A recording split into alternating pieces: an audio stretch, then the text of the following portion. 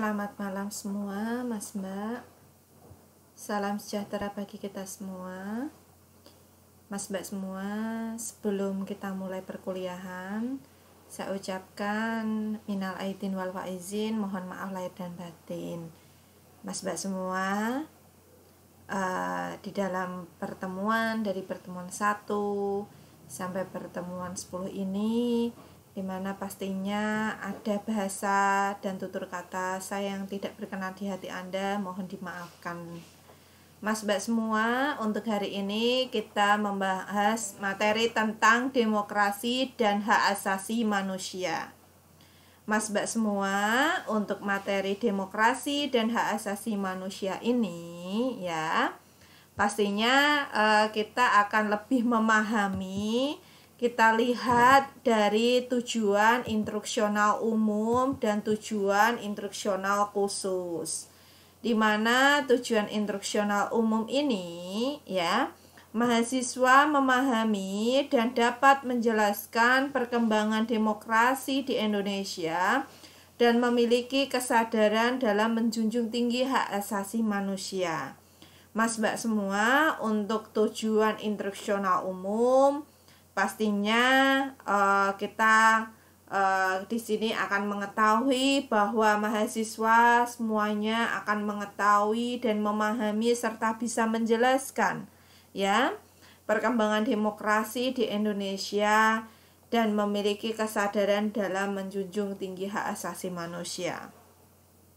Untuk tujuan instruksional khusus ini pastinya Mas Mbak semua, setelah mengikuti perkuliahan ini, mahasiswa dapat menjelaskan pengertian dari demokrasi, sejarah demokrasi di Indonesia, 3. Menganalisis perkembangan pelaksanaan hak asasi manusia di Indonesia, 4. Mampu membedakan contoh-contoh hak asasi manusia berat dan hak asasi manusia ringan.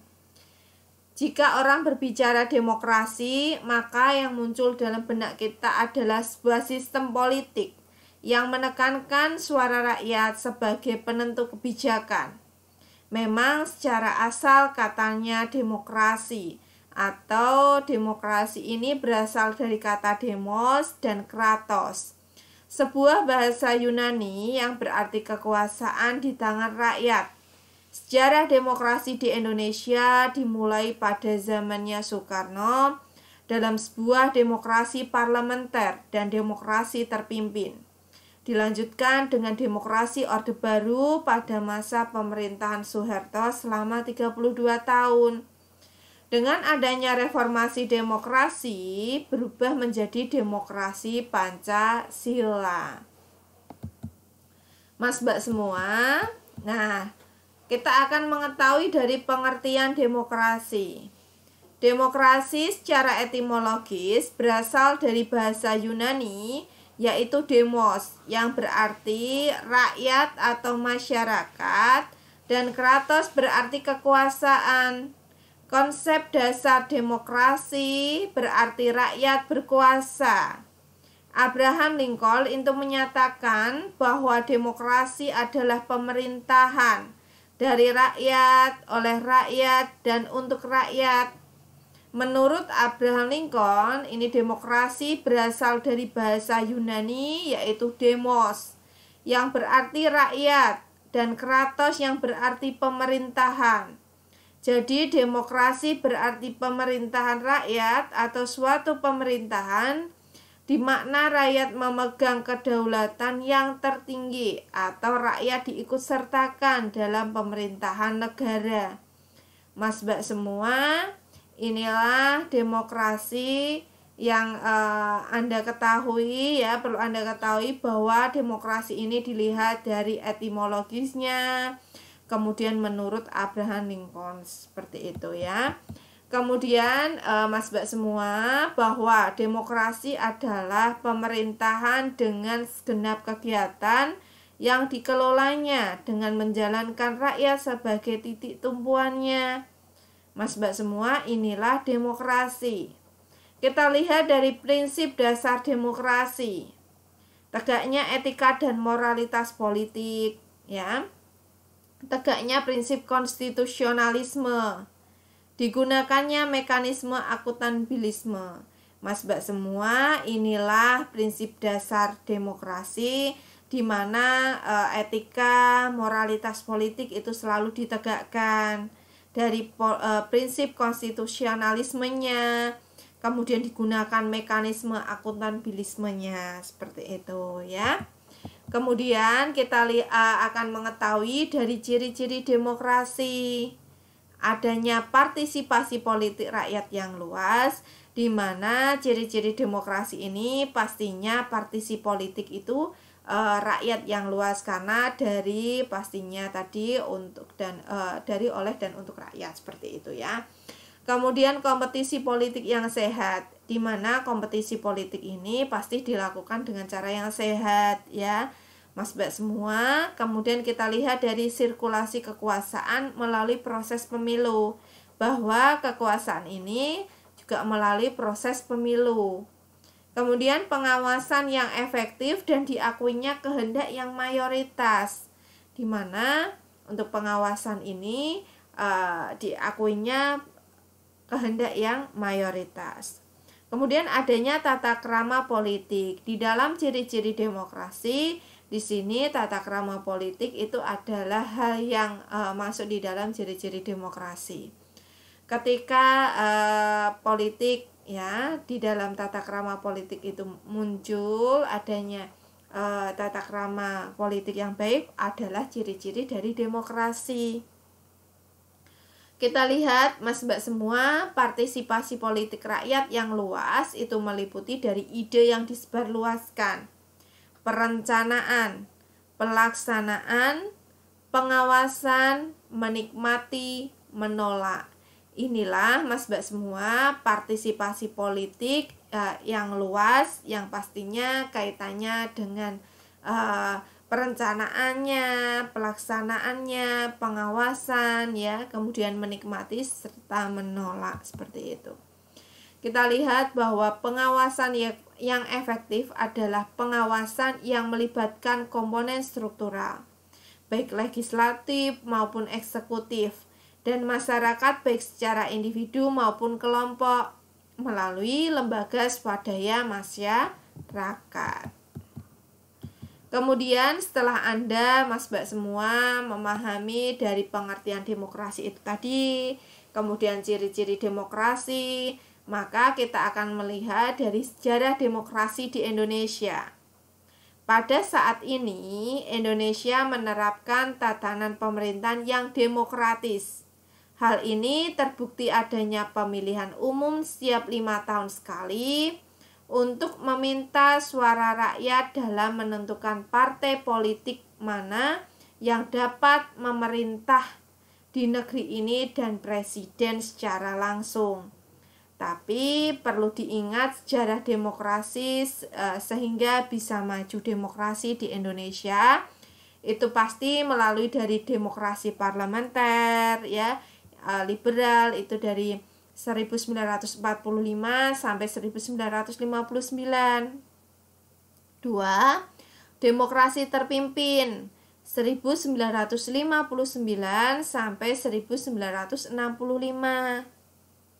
3. Demokrasi masa Orde Baru 1965 sampai 1998. Demokrasi masa Orde Reformasi hingga sekarang ini 1999 sampai sekarang ya. Mas Mbak semua, inilah sejarah demokrasi ya. Sejarah demokrasi di Indonesia. Pastinya Mas Mbak semua ya, melalui ini adalah sejarah ya. Sejarah dari demokrasi di Indonesia gitu ya.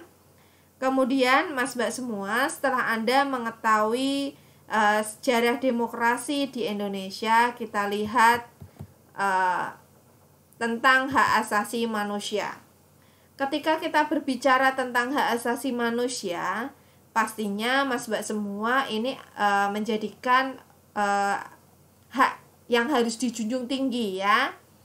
di mana salah satu yang mendorong munculnya kesadaran hak asasi manusia itu karena adanya penindasan yang dilakukan.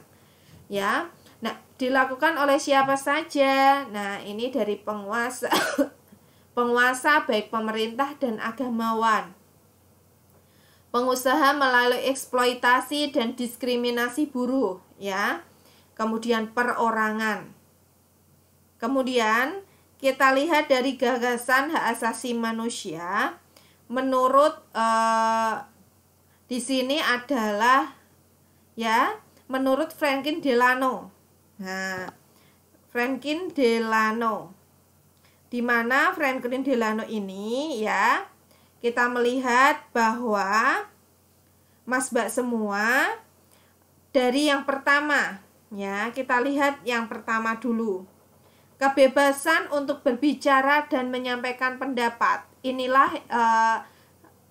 gagasan hak asasi manusia menurut Franklin Delano, ya. 2 adalah kebebasan dari rasa takut. Nah, 3 adalah kebebasan beragama. Nah, kemudian yang keempat adalah kebebasan dari kekurangan kemelaratan. Di mana Mas Mbak semua, kita melihat dari gagasan hak asasi manusia menurut Franklin Delano ini mengelompokkan menjadi hak asasi manusia itu menjadi 4. Bahwa kita harus bebas untuk berbicara, bebas dari rasa takut. Jadi kita harus kita itu harus memiliki rasa aman, nyaman, itu adalah hak kita. Kemudian kebebasan beragama, memeluk sesuai dengan ajaran yang diyakini, ya. Kemudian kebebasan dari kekurangan kemelaratan, itu adalah hak asasi manusia. Nah, kemudian kita lihat Mas Mbak semua pengertian hak asasi manusia. Hak asasi manusia adalah hak dan kebebasan dasar manusia yang secara alamiah melekat pada diri manusia, dan tanpa itu manusia tidak dapat hidup secara wajar sebagai manusia. Hak asasi manusia adalah seperangkat hak yang melekat pada hakikat dan keberadaan manusia sebagai makhluk Tuhan yang Maha Esa, dan merupakan anugerah yang wajib dihormati, dijunjung tinggi, dan dilindungi oleh negara, hukum, pemerintah, dan setiap orang demi kehormatan serta perlindungan harkat dan martabat manusia. Inilah Mas Mbak semua pengertian hak asasi manusia. Kita lihat dari hak asasi manusia menurut Amar, ya. Dan kemudian hak asasi manusia menurut Undang-Undang Nomor 39 Tahun 1999, ya. Bahwa di mana hak asasi manusia ini pastinya melekat pada diri kita, ya, pada diri manusia, itu pasti. Karena tanpa hak asasi manusia, manusia itu tidak bisa hidup secara wajar sebagai manusia.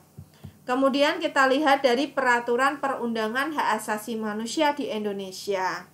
Undang-Undang Dasar 1945 dan amandemennya bab 10A pasal 28A sampai J Kepres nomor 50 tahun 1993 Komnas HAM. Undang-Undang nomor 5 tahun 1998 tentang pengesahan konvensi menentang penyiksaan dan perlakuan tidak manusiawi atau merendahkan martabat manusia.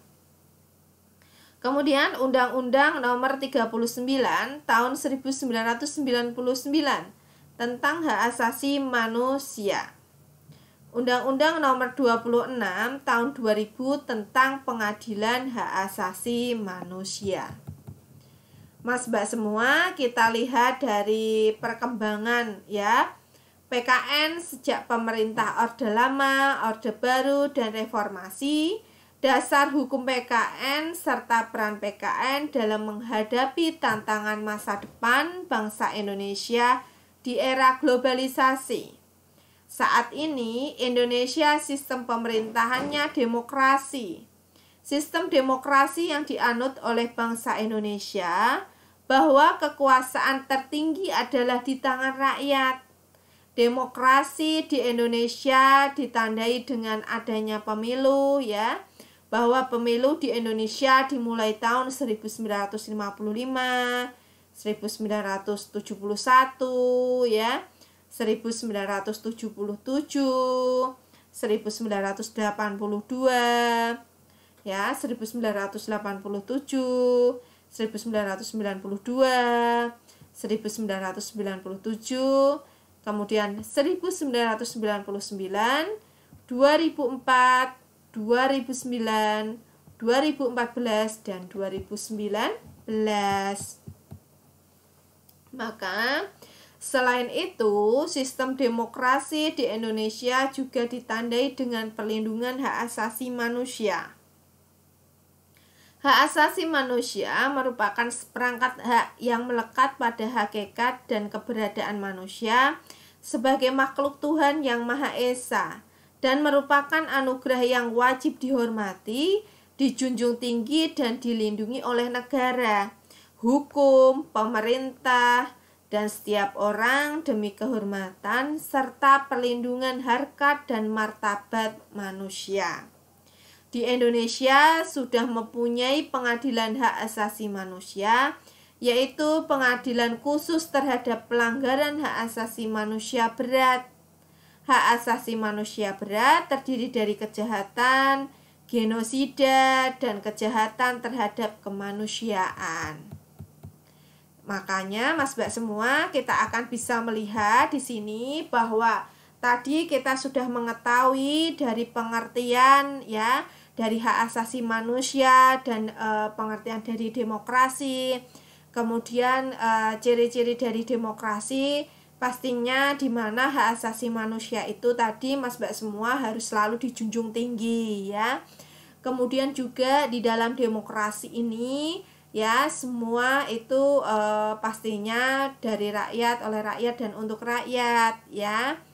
Mas Mbak semua, ketika kita memahami dari pengertian demokrasi, pengertian hak asasi manusia, pastinya Anda juga sudah memahami juga dari ciri-ciri demokrasinya. Nah, Mas Mbak semua, kita akan mengetahui juga di dalam ciri-ciri demokrasi itu, di mana ciri-ciri demokrasi pastinya kaitannya dengan bahwa di dalam demokrasi adalah tadi contohnya bahwa adanya, ya, etika di dalam politik, ya, di mana itu adalah muncul di dalam etika politik seperti itu. Mas Mbak semua, di sini pertanyaannya ada dua, ya. Mas Mbak semua setelah mempelajari materi yang saya sampaikan itu tadi, kaitannya hak asasi manusia, kemudian demokrasi serta ciri-ciri demokrasi, pastinya Mas Mbak semua bisa menjawab pertanyaan di bawah ini, ya. Tadi kalau kita sudah berbicara kaitannya dengan demokrasi serta hak asasi manusia, di mana hak asasi manusia itu harus benar-benar dijunjung tinggi, karena ketika hak asasi manusia itu, karena hak asasi manusia itu harus melekat pada diri manusia, ya. Perlu diingat Mas Mbak semua, hak asasi manusia itu melekat pada diri manusia. Nah, karena manusia itu pasti harus mempunyai hak asasi manusia, bahwa kita itu harus rasa aman, nyaman, itu juga merupakan hak dari kita, ya. Oke Mas Mbak semua, yang pertama adalah Anda menjawab apakah yang dimaksud hak asasi manusia dan demokrasi. 2, sebutkan ciri-ciri demokrasi, ya. Mas Mbak semua, inilah pertanyaan di pertemuan ke-10 pada tanggal 21 Mei 2021 pada malam hari ini. Mas Mbak semua, perlu saya ingatkan, jangan lupa login di Siakat untuk pertemuan ke-10 pada malam hari ini. Mas Mbak semua, Bu Siti mohon maaf, ya, apabila ada salah-salah kata yang tidak berkenan di hati Anda. Saya mohon maaf sebesar-besarnya. Semoga materi yang Bu Siti sampaikan ini tadi, ya, Anda memahami ya yang saya sampaikan, sehingga Anda bisa menjelaskan kaitannya dari hak asasi manusia dan demokrasi, serta kaitannya dengan ciri-ciri demokrasi. Mas Mbak semua, terima kasih atas perhatiannya ya. Selamat malam. Wassalamualaikum warahmatullahi wabarakatuh.